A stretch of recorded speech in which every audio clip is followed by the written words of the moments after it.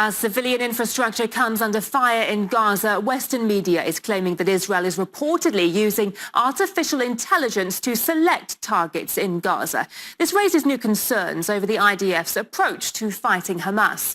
The report suggests the IDF can predict the number of civilian casualties in any strike, and artificial intelligence is making the calculations, although it's unclear how the system can distinguish militants from civilians in any given location. As far back as 2021, the IDF claimed they were fighting the first ever AI war in Gaza, and just last month, an IDF official let slip that AI was, in fact, part of the army's toolkit. This is a plan to make intelligence fully accessible at brigade and division level, with help from an artificial intelligence system.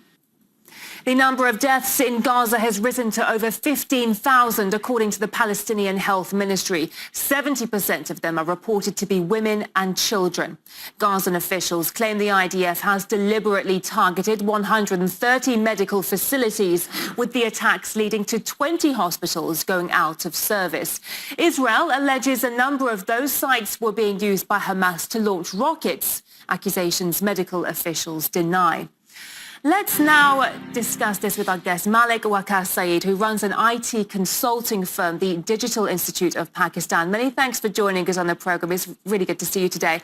Now, the application of AI is still hotly debated when it comes to non-military use. What's your assessment of AI for bombing purposes, especially when there are so many civilians in the line of fire? Yeah, thank you so much for giving me an opportunity. And the AI, which was anticipated to improve the people's quality of life, if it has become, it was expected to become a tool to enable better decision making in conflicts and to help avoid the casual difficulties. But it has become right now a mass assassination factory. Like we have seen the case of the gospel. It all started from May 2021 with the Project Nimbus advent of the Project Nimbus, where the Israel was accused of surveillance and unlawful data collection of the Palestinian people.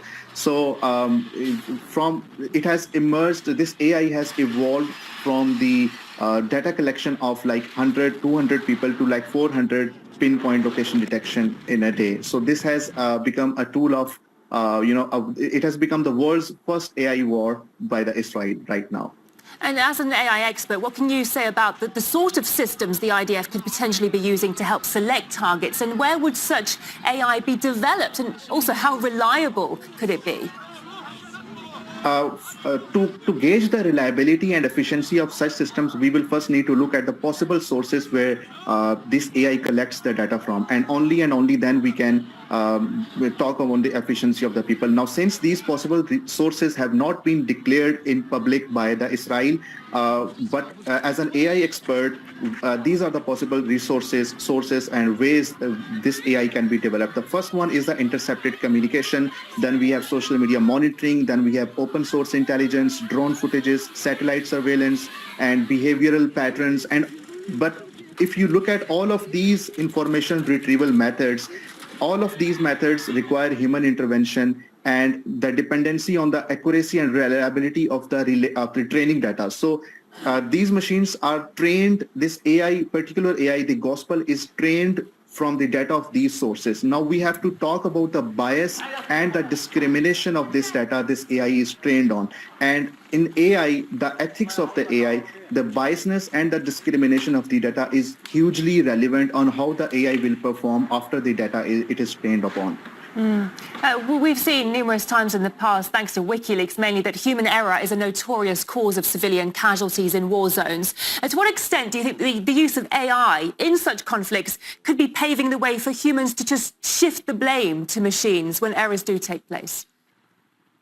Yeah, to talk about this topic, I would first discuss on the criteria the gospel AI is trained on. Now, according to the intelligence reports that are revealed in public right now, the first criteria this gospel is trained on to kill as many as Hamas operatives as possible. Now, this is quoted by a senior intelligence officer, and it has been made public.